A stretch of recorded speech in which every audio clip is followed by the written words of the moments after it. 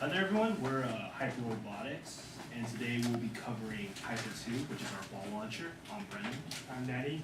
I'm Taraz. I'm Ryan. I'm Michael. Alright, before we get started, we'll go over a brief outline. First, there's our description of our robot, the prototypes, design process, programming. Then we have a video of initial attempts, the problems, which will cover what's in the video, and then we have our successful video. Alright, so here's a older picture of our robot. As you can see, it's changed drastically since then, but it's the same basic idea. And what its main function is to launch plastic balls for various distances. And if you see it with our machine right here, it goes through quite a bit of a process to get the ball into the air.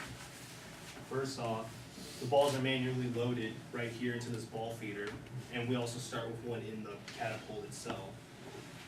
We found that was a lot easier to program with, both mechanical, all that. And then the second one is that, if you can see like down here, a string will pull this arm down, which is propelled by these rubber bands, and it will hold it in place. And then this grip right here, it'll come down and it will grip onto the arm so it holds the claw in place. And then the ball feeder will put a ball into the claw, and then the string winds back up, and then the grip releases, and then it causes the ball to shoot out. And then it repeats steps 2 through 5, so it does it for 3 balls, because that's how many it's programmed to shoot. And on average, our robot shoots 7 to 10 feet from the starting point, which is pretty nice for the design. I will be talking about the prototypes. Before we actually built our robot HYPRS 2, we had many ideas to get the ball into the air. The first one was the trebuchet. The problem with that was that it had some design flaws, and we couldn't make it throw the ball as well we wanted. The second one was the direct drive catapult. It had some power issues, and it couldn't throw the ball as far as we wanted. And the third idea was the baseball launcher. But for this to work, we needed a second gear, but as we only allowed 1 gear, so we didn't go with that as well. Alright, our design process. After finding an efficient way to launch the ball in the air, we needed to find it to do it automatically. So basically we used it with this, the touch sensor, so when the ball is loaded, you touch it, it flings, it goes back down automatically. And these are 3 separate components. We have the launcher, which is this thing. And then we have the ball feeder, which manually feeds by itself without touching anything. And then we have the claw grip, which basically, I'm going to turn it around so you guys can see. Basically, every time the claw goes down, we have a little thing right here, and it just basically hooks it on right there. I should hold it out, but. And then we have Ryan with programming. So for the programming, I made it into long string because loop wasn't working correctly for it. But basically it's all engaged by pressing the touch sensor at the very beginning, which that engages the grip to release, which then releases the arm to launch. And so I just had pause weights in there just to make sure everything had time to finish its action before it started going. But so after it launches, then motor C engages, which pulls the string down, which pulls the arm back down. B, which puts the grip back on. Then you have A here, which will release as programmed to a claw will drop along the ball feeder to drop another ball in and put it back up to keep the rest of the balls from falling back in. And then you press the sensor again, and it'll launch again. And then I just copied and pasted that twice to make work 3 times. And then, like I said in the outline, here's our first video with initial attempts. You'll see all the problems we had to face with this ball launcher, and believe me, there's plenty of problems to deal with.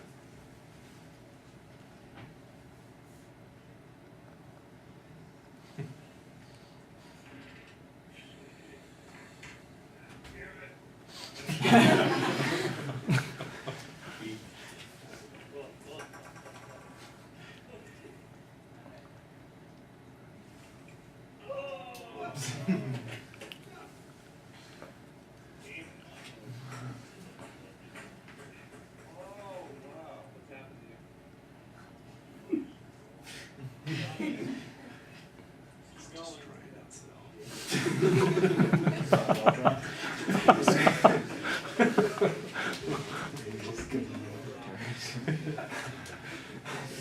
That's awesome.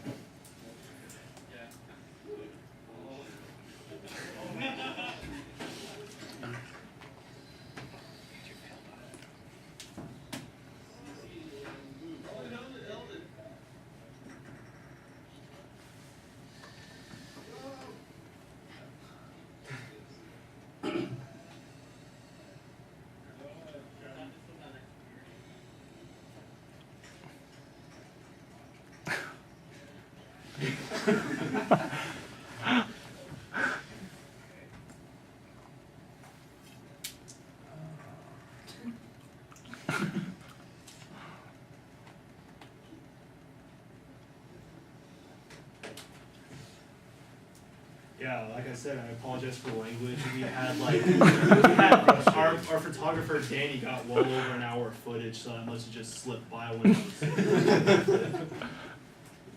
All right, and then here's Michael with our problems. As you can tell by that audio, we had an immense amount of problems.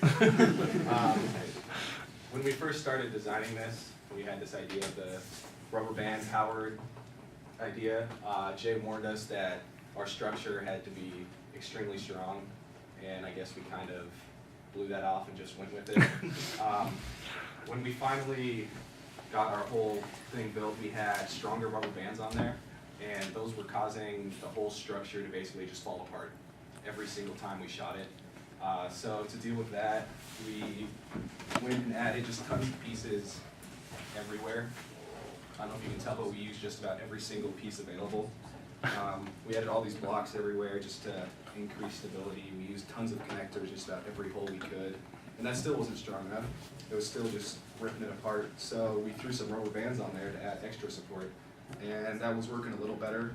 But the rubber bands that we had on there initially were still too strong. So we decided to use 2 weaker rubber bands. And our structure was strong enough to support these. Another problem we had was that with those stronger rubber bands, when it would hit this arm, it kind of snaps up and hits the arm, and that's what flings the ball forward. It was ripping the whole arm off, so we had to, like I said, decrease these. Another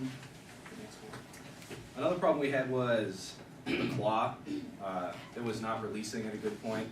It was shooting the ball kind of straight forward because of how our claw was designed.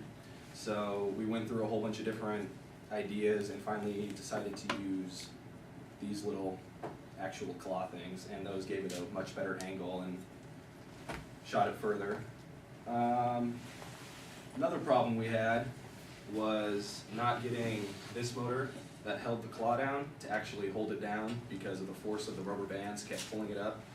And we figured out a new design that ended up helping it, because it's kind of hard to explain unless you're up here, but the bar is vertical, so it can't really go backwards, and it just pushes up and it releases back.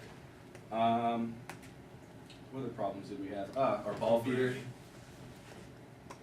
Oh yeah, the firing angle, which I just talked about. Our ball feeder as well, which you saw in the video, it was just dropping balls in random places. The claw wasn't catching the balls.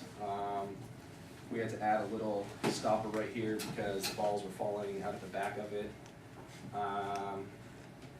Any problems you guys can think of? Programming-wise, it was there's a lot of trouble getting things to work together. Timing was a big issue for a long time. Timing for the ball feeder too, because every time the claw went down, it either went too fast, so you pop up the ball and go backwards, or it just let all the balls go. Oh, another problem we had was when our ball would shoot, our whole structure would just like jump 3 feet to the left. So we had to throw a rubber water bottle in there. We had it in the middle at first, but we decided that having the weight further forward would be better on the tires there because it provides more grip.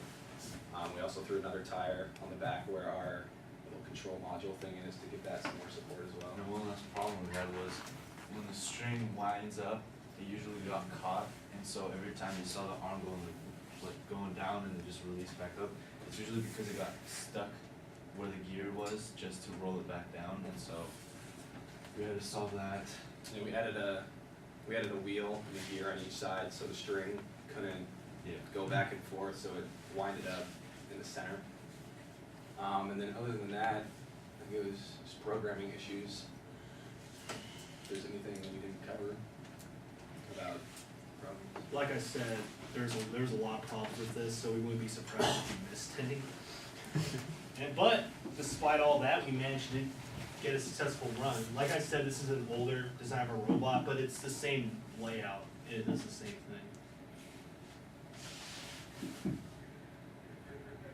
Oh yeah, those wires were getting in the way too, so we kinda had to hold those out of the way sometimes, but we figured that out.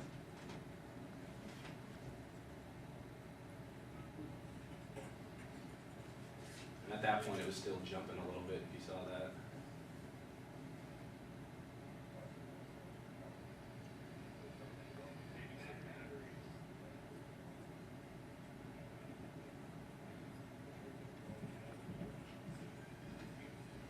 The claw was hitting the ball feeder too.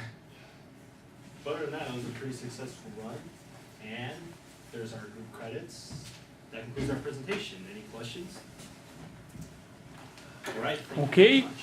Thank you.